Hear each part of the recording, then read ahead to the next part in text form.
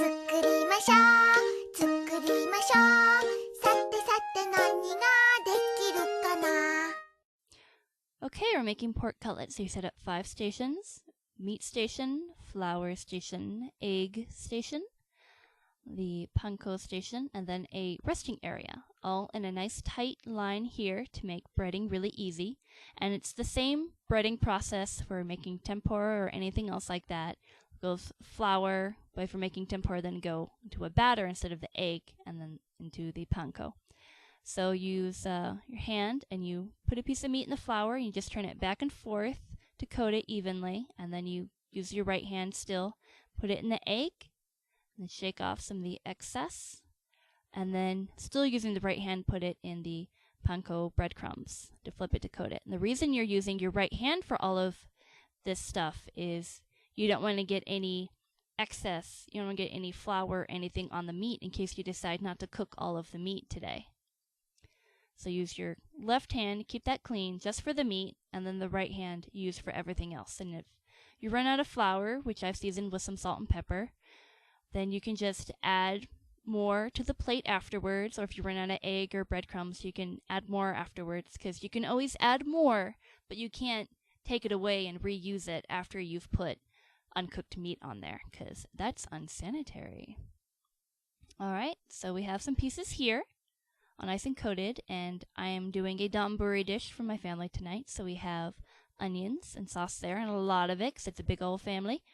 And we have the oil. It's all nice and warmed up.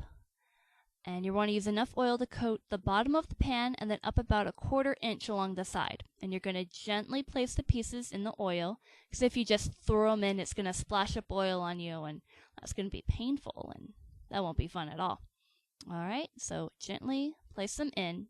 And you want to be careful, if you're only making a few, then you want to be careful and use a smaller pan because you don't want to have excess oil or anything.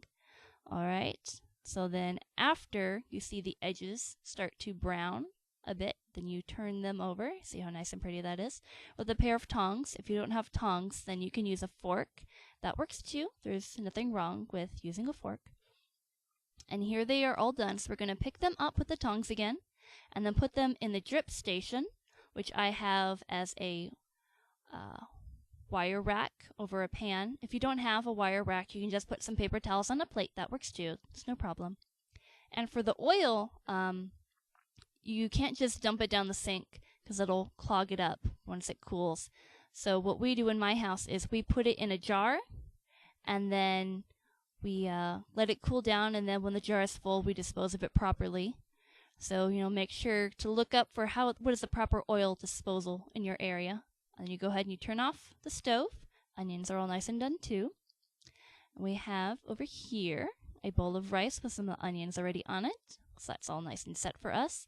Now, you want to wait for the meat to cool down before you go to cut it. Not only because it'll burn your little fingers with the hot oil, but also the breading will just slip right off if you don't give it a chance to cool. So just go ahead and slice it. You don't have to do it as a donburi dish. You could do it just as a pork cutlet, or you can do it with curry, but we're doing a donburi today because it's a nice little bowl all ready to eat.